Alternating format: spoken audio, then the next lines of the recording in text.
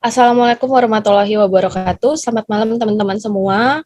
Kami dari kelompok 5 akan membawakan presentasi dengan materi peran media sosial terhadap sistem komunikasi yang beranggotakan Ardila Suci Dwinanda, Utari Yunianti, Yohana Kristina Mandagi, Sandra Amelia Putri, Dea Sunarti, Afifa Andana Marsha, dan Rani Yustika Pratiwi.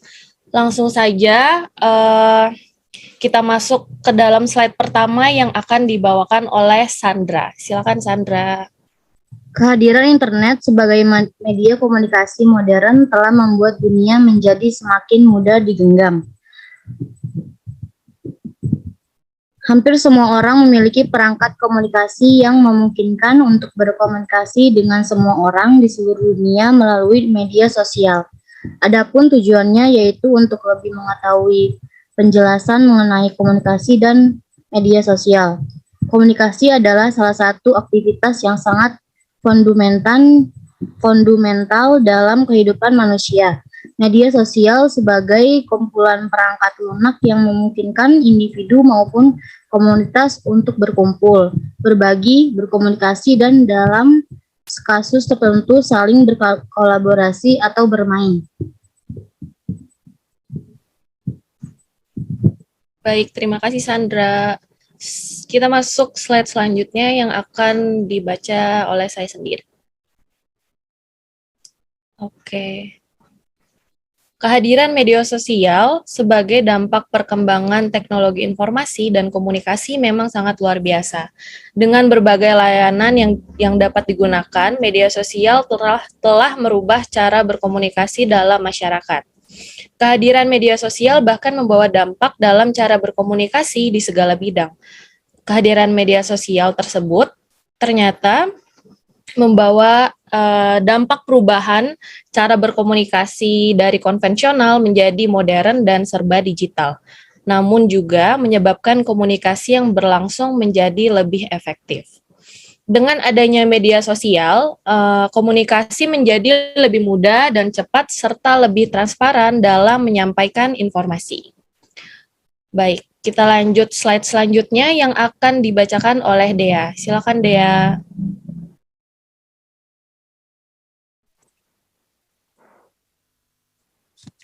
Dampak media terhadap sistem komunikasi.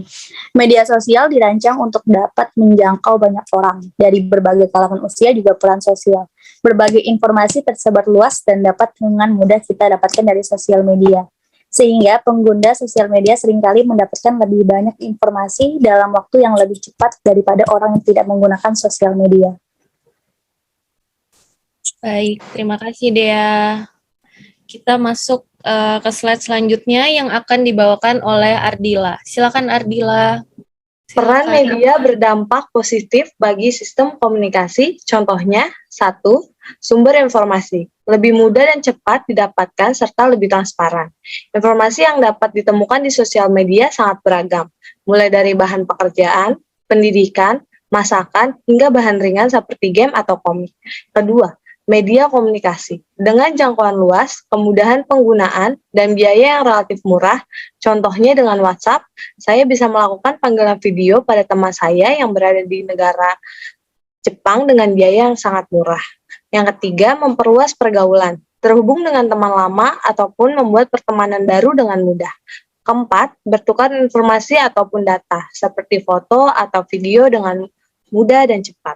Yang kelima, ajang promosi dengan jangkauan yang lebih luas, mudah, murah, namun terfokus, seperti memperkenalkan produk pada khalayak ramai lewat Instagram, menggunakan Facebook advertising, dan lain-lain. Baik, terima kasih Ardila. Kita akan masuk ke slide selanjutnya yang akan dibacakan oleh Rani. Silakan Rani, boleh di-unmute dan videonya dinyalakan. Namun, penggunaan media sosial juga memiliki dampak buruk bagi sistem komunikasi. Misalnya, menciptakan atau membagikan isu konten sosial, media yang berisi penipuan, hoax, dan sebagainya, akan menyebabkan timbulnya opini publik yang merugikan banyak pihak. Berikut adalah contoh dampak negatif media terhadap sistem komunikasi. Terima kasih Rani. Kita bisa masuk ke slide selanjutnya lagi. Boleh diganti yang akan dibacakan oleh Nanda. Silakan Nanda. Oke, jadi di slide ini ada contoh dan dampak negatif dari negatif media dari sistem komunikasi.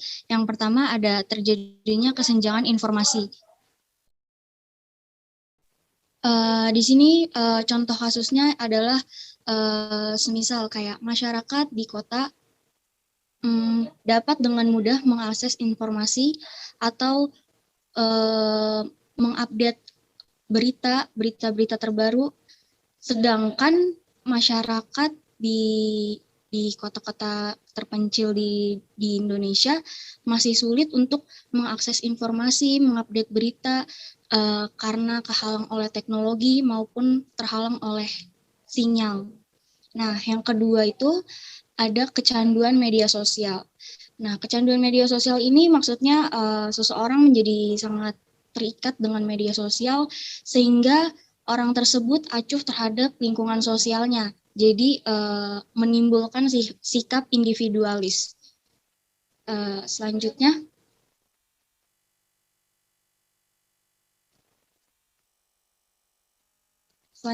yang ketiga ada berkurangnya intensitas dalam berinteraksi langsung dengan sesama.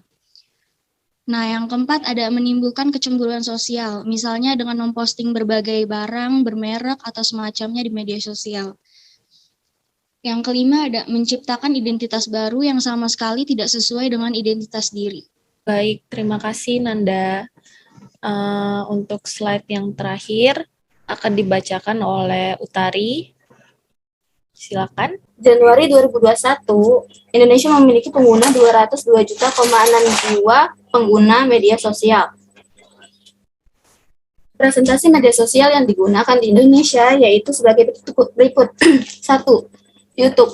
YouTube memiliki persentase sebanyak 88%, WhatsApp 84%, Instagram dan Facebook 77%, TikTok 43%, Twitter 30%, Pinterest 14%, dan LinkedIn 11%, dan Snapchat 17%. Dan rata-rata orang Indonesia menghabiskan waktu 3 jam sampai 3 jam 26 menit, serta rata-rata orang Indonesia memiliki lebih dari 10 akun media sosial. Contoh studi kasus penggunaan media sosial. Komunikasi keluarga lintas negara, studi kasus tentang penggunaan media sosial sebagai sarana komunikasi keluarga tenaga kerja wanita Indonesia, yaitu Roro Ratnowulan. Ia merupakan sebuah studi kasus tentang bagaimana tenaga kerja wanita atau TKW Indonesia asal Pantura, Jawa Barat, Indonesia dalam berkomunikasi dengan keluarga yang ditinggalkan di Indonesia saat menjalani kehidupan kerjanya di negara tetangga dengan menggunakan media sosial WhatsApp. Sebagai salah satu media sosial menjadi alat yang dipakai dalam berkomunikasi dengan keluarga selain Facebook, Skype, dan YouTube. Sekian dari saya. Baik, sekian presentasi dari kelompok kami, kelompok 5.